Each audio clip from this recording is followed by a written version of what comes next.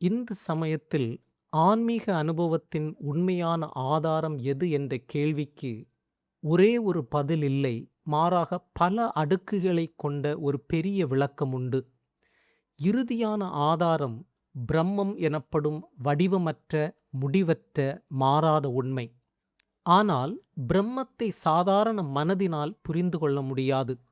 அதனால் அதை அடைய பல வழிகள் உள்ளன. முதல் ஆதாரம் ஸ்ருதி, அதாவது வேதங்கள். இவை மனிதரால் இயற்றப்பட்டவை அல்ல.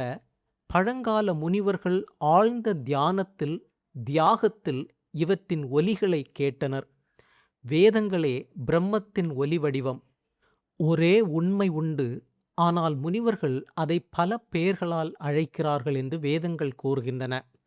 மந்திரங்களை சொல்வதும் வேத வாக்கியங்களை கேட்பதும் மனதை சுத்தம் செய்து ஒழுங்கான ஆன்மீக அனுபவத்தை தரும். இரண்டாவது ஆதாரம் ஈஸ்வரன், குணங்களுடன் கூடிய கடவுள். பிரம்மம் வடிவமற்ற கடல் என்றால் ஈஸ்வரன் அலைகளைப் போன்றவன். சிவன், விஷ்ணு, தேவி என எந்த வடிவத்தில் இருந்தாலும் அவன் அன்புக்கு உருகக்கூடியவன். மனித மனம் உறவுகளின் வழியாகவே எளிதில் அனுபவிக்க முடியும்.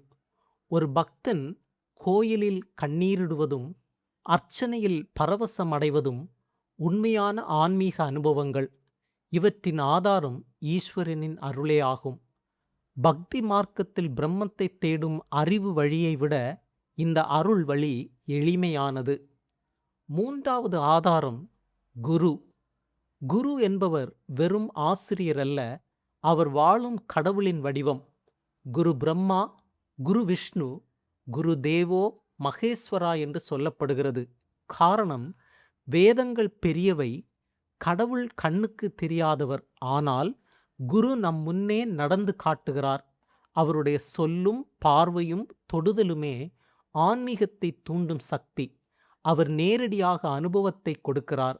எனவே குருவின் அருள் இல்லாமல் மெய்யான ஆன்மீகம் முழுமை பெறுவதில்லை.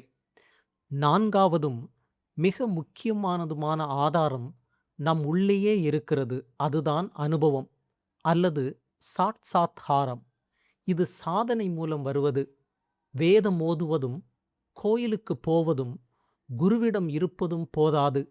ஒவ்வொருவரும் தானே தியானம், ஜபம், பக்தி, சேவை என்று சாதனை செய்ய வேண்டும். தொடர்ந்த பயிற்சியால் மனம் அமைதி அடையும். அப்போது அகம் பிரம்மாஸ்மி என்ற உண்மை நேரடியாக தெரியும்.